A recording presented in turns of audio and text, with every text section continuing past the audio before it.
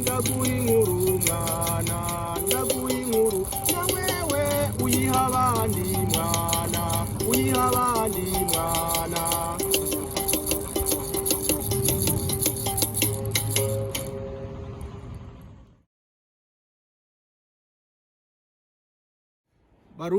Barundi kazi, mwebwe mwese mukurikirana ikirundi c'abarundi, ndabaramukije ndabipfuriza Noheli nziza. Mugabo Noheli yaraheze, ubu kandi ndabipfuriza umwaka mwiza. Jewe nta fatiro tarayida tuba ridome kandi matara, ndi niteka ryo kugusaba nguze tuyaje gatoyi, hanyuma ndakwipfurize umwaka mwiza. Jewe ubona ndiko ndavugira ngaha ibiganiro byo kuri YouTube ni ibiganiro natanguye kubera ikiza ca coronavirus. Coronavirus ugenda kwigisha uzinduka ukagenda, ariko ahandi tukama turi muhira atakintu na kimwe dushaka gukora. Je niyibajije ikintu noshobora gukora neje nofasha iki abarundi, kandi nkabafasha ari ukubera ndi muhira. Kuri natanguye ibiganiro byo kuri WhatsApp, kunyandiko muravyo WhatsApp, nahavuye ngira n'ibiganiro kuri YouTube. None rero uno munsi turi itariki imwe y'ukwezi kwa nzero mu 2023, nico gituma jewe ndabipfurije umunsi mwiza. Neza na neza mu mico kama y'abarundi, umwaka none wangana gute? Jewe mawe amvyara Binyongori Goderive mwubahwa yambwira ati mwana, uburaye abaramvye, uburaye aba aramvye. Mu bintu by'imbagara bwonko filosofia imwe twiga, mawe ambwiye ati uburaye abaramvye, umuntu akaramba haheze umwaka nuko ijoro rimwe rica ringana n'umwaka. Uko mawe yabimbarira, mawe ambwiye ati mwana, uburaye abaramvye nuko ugiye kubiraba neza na neza iryo joro rimwe avuze riba ringana n'umwaka. Kandi nivyo, uri umugatolika ukagenda mwisengero bagatangura gusenga bavuga bati iri joro Yezu Kristo yavutsemwo. Uwundi muntu akaca avuga ati umwaka Yezu Kristo yavutsemwo. Uca usanga yavuga iryo joro, kandi iryo joro rikaca riba umwaka umwe. Kandi ugiye kubiraba umwaka, ibice biri mu mwaka nivyo usanga kandi biri no mwijoro. Mu yandi majambo rero, ijoro n'umunsi nico kimwe, n'umunsi umwe, uburaye abaramvye. Kandi noneho niyo umuntu ahwereye mu 2020 na kangahe na 2020 na kangahe na 2023 na kangahe, bavuga ngo umwaka hwera. Kandi yahwereye mu mwaka, yahwereye mu munsi umwe. Uwo munsi yahwereyemo rero nibo baca bavuga ko ari umwaka, uburaye abaramvye. Ico ni cambere na mbere. Mukama muzi ko abarundi bari bafise umwaka imbere yuko abazungu baza mu Burundi. Abarundi baraba kwijuru, baraba ukwezi, baraba izuba, muga cyane cyane baraba ukwezi. Uko kwezi nako yari amezi 13. Hari ukwezi kwa nzero, Ruhuma, Ntwarante, Ndamukiza, Rusama, Rusama gutya, Ruheshi, Mukakaro, Nyandagaro, Nyakanga, Gitugutu, Munyonyo, Kigarama na Gwirabuza. Nukuvuga ukwezi kwa13 kwa urukwezi kwa Gwirabuza. Hanyuma ko abantu barabo kubyo kwezi kuri mu kirere gufise iminsi 29. Nukuvuga guserutse kuzosora guseruka kandi haize iminsi 29. Nico gituma bavuga ngo ukwezi. Ukwezi rero gufise iminsi 29 ukagwiza n'amezi 13 wacuronka iminsi 377. Abazungu bataraza mu Burundi, umwaka w'u Burundi wari ufise iminsi 377. Mugabo abazungu baziye ugasanga hari ukwezi gufise iminsi 28 no gufise 30 no gufise 31. Ivyo bintu abarundi ntibashaka kuvyumva.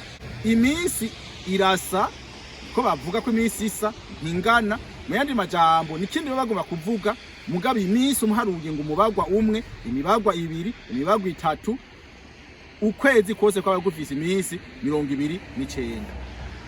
None rero jewe ko turi mu mwaka w'abazungu, dukurikiza kalendari y'abazungu, reka ndakwipfuriza uwo mwaka w'2023. Mugabo ku barundi duhereye kuri Yezu Kristo ntituba tugeze muri uwo mwaka, kubera hariho iminsi. Umwaka w'abazungu ufise iminsi 365, canke amajana 336. Mugabo urumva abarundi boba bafise ari umwaka w'imisi amajana 335 wacurenzako imisi 12, ari umwaka w'imisi amajana 336 wacurenzako imisi 11. Ubu rero ugiye uraharura imyaka 2000 tumaze Yezu Kristo avutse ukacugwiza n'imisi 12 canke 11, naho wogwiza 11 yonyene ntuzosanga turi mu 2023, uzosanga turi imbere. Aho rero ivyo ntaco. Ico nagomba kumenyesha nuko je ndakwipfurije umwaka mwiza. Uwo mwaka ikintu ndakwipfurije ni kimwe conyene, umwaka wo guhinduka. Umwaka wo guhinduka. Jewe mfise imyaka 55. Uno mwaka tugezeko nzokwiza imyaka 56. Ninaba nzobandanya nkora uko nahora nkora mfise imyaka 55 nzokora mpomba. Mugabo mbwiriza kuca nongereza inguvu kugira ngo nkore cyane gusumba. Aho rero ndagusavye muri no mwaka umwaka wo kuraba ikintu na kimwe wohindura. Niba wahora ugendagenda amasaha 5 ku munsi uzogenda amasaha 6.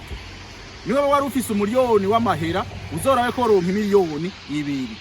Niba ufise imodokari itwara abantu n'ibintu ibakuri Bujumbura ibajana Igitega, wewe uzokongereze hanyuma uronke imodokari 3.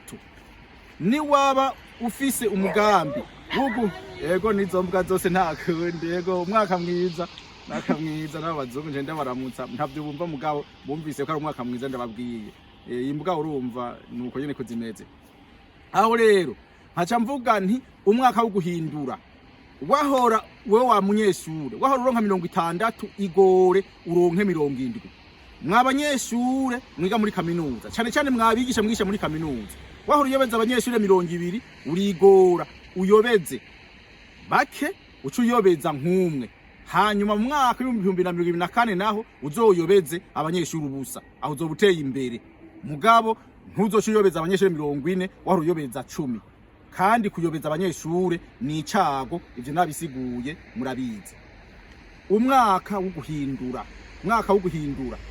Je urazi ingene nja kuri TikTok, urazi ingene nja kuri Instagram, kandi ndumusaza. Urazi ivyo nkora mu cyuri c'abarundi, abantu bakiri bato babwiriza kuba ari mwebwe mu fati ya mbere kugira ngo mushobore guteza imbere igihugu cy'u Burundi, muteze imbere imico kama y'abarundi, muteze imbere ikirundi cacu, mu kirenganure. Uno mwaka w'2023 niho hazosohokana ca gitabo ciwanje citwa Renganura Ikirundi cemwe.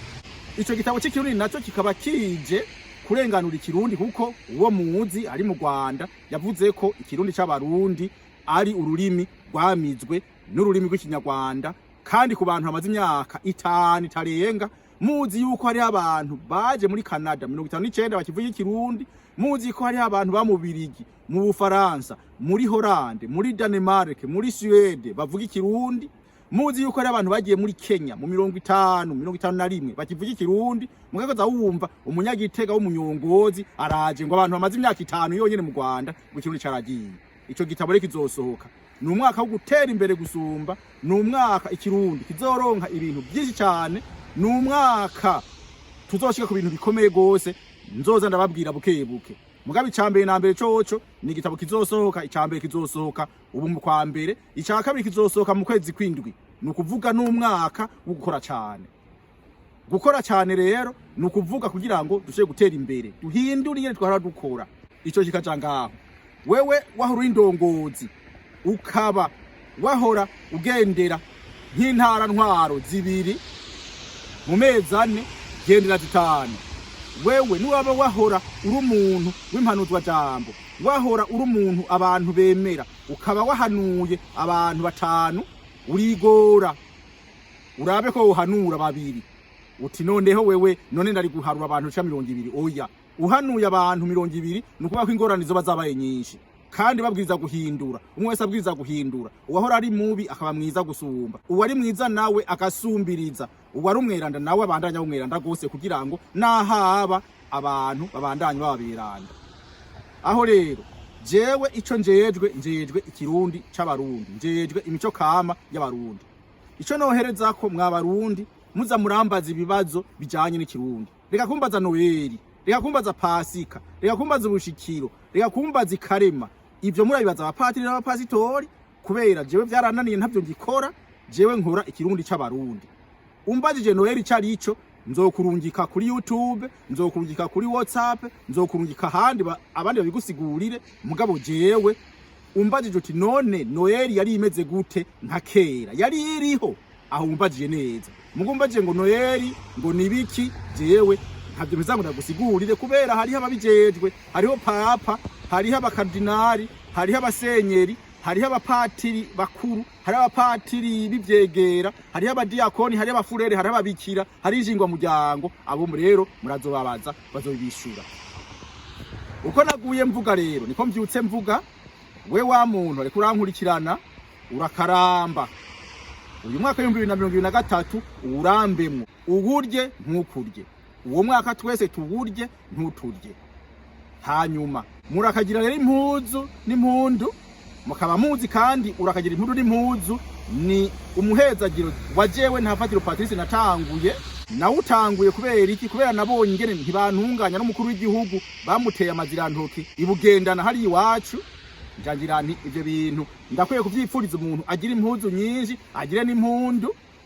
None urakagira impundu n'impuzu, urakagira huba wubahwe, urakagira ibanga nibango ubangiramwo imbuto. Uwo n'umuhezagiro wa mukuru wanje Nzanze Rugeze Tarasisi, niwo nawumvaje. Urakagira ibanga nibango ubangiramwo imbuto, urakagira huba wubahwe, urakagira yuja niyuva. Naje nkagira nti urakarenguka abansi barenganye, urengane abansi barengutse. Mugabo bishitse mukarengukira icarimwe, bobo mu 2023 bazorengukire ukurengwa.